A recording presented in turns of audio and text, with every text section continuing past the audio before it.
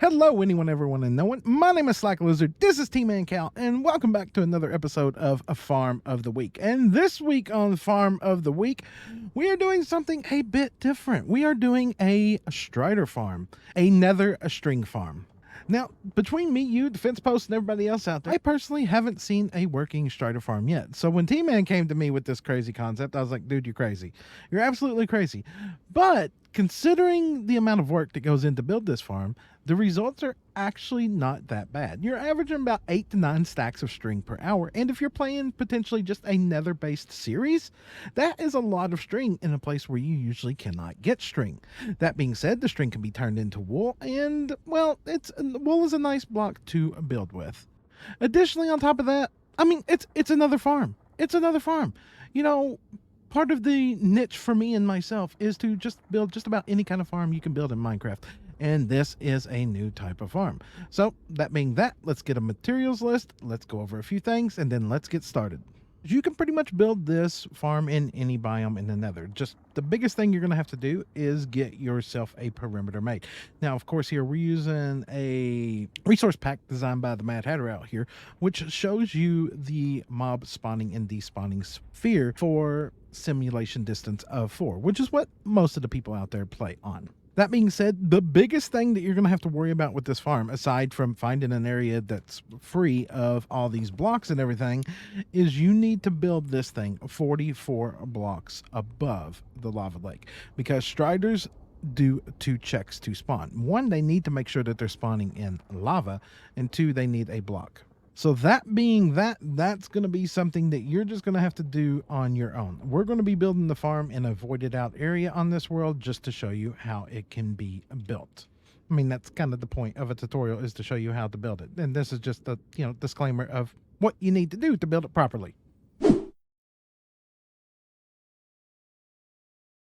As per usual with most of our farms are chunk lined. If you need a tutorial on how to find chunk borders, you can find that on my channel. Now that we've got everything ready for our build here, we're going to start at the center of a 4 chunk crossroad, or rather a 2x2. So as you can look here, we've done mapped out a chunk this way, a chunk that way, a chunk this way, and one that way, because we are going to be AFKing in the corner spot on one of these when it's all said and done. So from here, we need to go out from our first corner chunk here, 32 blocks. So we can count this here as block 1. So we got block 2, 3, 4, 5, 6, 7, 8, 9, 10, 11, 12, 13, 14, 15, and 16. And then we need to go out 17, 18, 19, 20, 21, 22, 23, 24, 25, 26, 27, 28, 29, 30, 31, and 32. Now we should be 2 chunks away from where we began over there. From here, we're going to place down a double chest. This is going to be for our collection system, and we're going to put 2 hoppers going into that chest. We're going to split the collection into 2 separate systems, all going into 1 chest. That way, because, bedrock, entities, and chunk borders are just a dangerous combination. That being said, from this hopper here, we are going to go out 3 more hoppers. So we got the 1, 2, 3, and all 3 of those hoppers are going into that one, which leads into that chest right there. So from here, after we've got these total of 4 hoppers in place, we're going to go out an additional 12 blocks on this side. So we got 1, 2, 3, 4, 5, 6, 7, 8, 9, 10, 11, and 12. And once we've reached this point, we're going to go out 9 blocks this way in total, including the block that we are currently standing on. So the block that we are on now is 1. So we got 2, 3, 4, 5, 6, 7, 8, and 9. Once we reach this point, we can come back around here to the other side. We can grab our hoppers and do the same thing again. So we've got 1, 2, 3 hoppers going into our central hopper there. And then we're going to go out an additional 12 blocks. So 1, 2, 3, 4, 5, 6, 7, 8, 9, 10, 11, and 12. And of course, once again, including the block we're standing on, we need to go out 9 blocks in that direction. So 1, 2, 3, 4, 5, 6, 7, 8, and 9. Once we have this in, we can go ahead and run this row of blocks all the way across here in the back and connect up both sides and fill in this whole area. And after you get all that filled in, you should end up with something like so. From here, we're going to go ahead and start working on our collection system, and we're going to be using a rail collection system. So we're going to go over one block away from our hopper here, and we're going to put in the redstone block. Now, at this point, you can use redstone blocks, or you can choose to power the block with a lever underneath. That is all up to you, but for simplicity of the tutorial, I am going to be using redstone blocks, and because, well, it just stands out. So after we have our first one in place, we're going to go all the way over here to the corner, and we're going to come in a 4 block. So we got the 1, a 2, a 3, and a 4, and we're going to break the 1 right after that. And our 5th block is where we're going to put our redstone block. Same thing around here. We're going to turn around the corner here, and we're going to go out 4 blocks, 1, 2, 3, and 4. We're going to break our 5th one, and we're going to put in redstone blocks. Now, of course, at this point, we're going to go ahead and break out this whole center row here, and we're going to place in redstone blocks through here. Now, of course, as I said, you can opt to use levers or power the block however you want to. Once we've got our center row in, we're going to come over here and do the same thing on this side. We're going to go 1 block out from the hopper, put in a redstone block right there. We're going to come over here to the corner. We're going to come in 4 blocks. So we got 1, a 2, a 3, 4. Come over 1 more additional one, break that out, and put in a redstone block right there. From here, we're going to go ahead and grab our powered rails, and we're going to run powered rails all the way down the center of this thing. Once we get that done, we're going to go ahead and put powered rails on those blocks there. And now it's time to start putting our normal rails in place.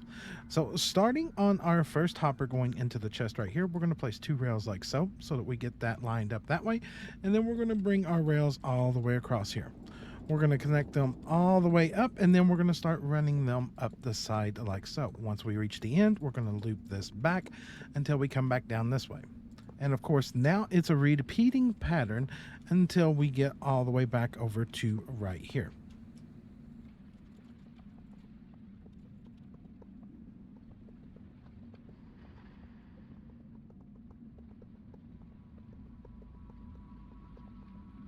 Now, keep in mind, when you get over here close to this, we'll go ahead and break this one temporarily and link that one up so it doesn't connect to that, and we'll continue this pattern all the way up. And of course, down the center here, and boom, the host system is now collected. So we now have our rail system in place on this side, and if we were to go ahead and put in our hopper minecart, it can go ahead and do its thing. It's inside the chunk borders, and we should have no issues with it despawning. From here, we're going to do the same thing to the other side. We're going to place in 2 rails right there. We're going to go ahead and loop this all around, grab our powered rail and put that in there. Take this all the way across here, powered rail. Once we go up this side, all the way up. Once we reach the end here, loop it back down, and then fill this whole thing in like the previous side. And once you get it done, you should have a collection system that looks just like so. From here, we're going to go up and we're going to build our spawning pad where our striders are going to be spawning.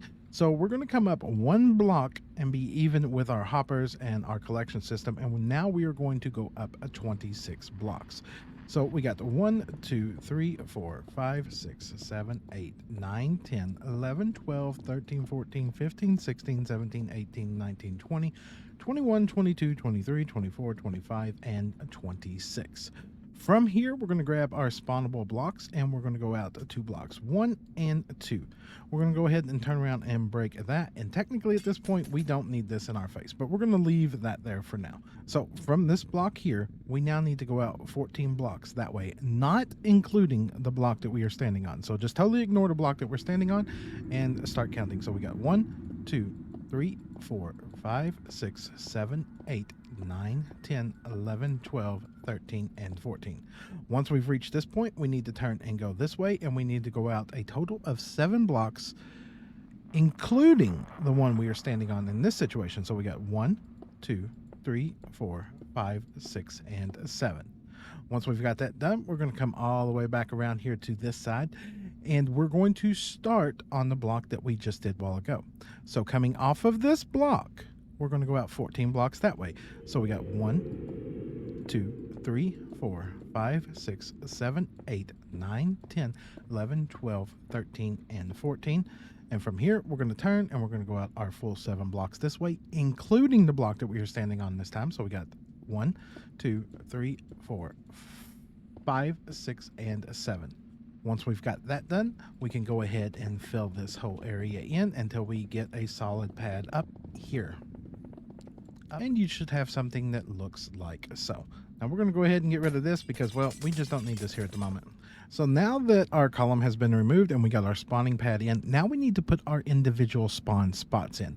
Now, we're going to be using a diamond block just to make this really stand out here. You do not have to use a diamond block, I stress that, but I would recommend you use a different block because all the stone is going to eventually be removed up here. So we're going to come in diagonal from the corner, one block there, and that is going to be a spawning block. We're going to go over an additional block, skip one right there, skip one right there. Those are our spawning blocks. Now we're going to repeat this pattern every other block, every other row, all the way across here.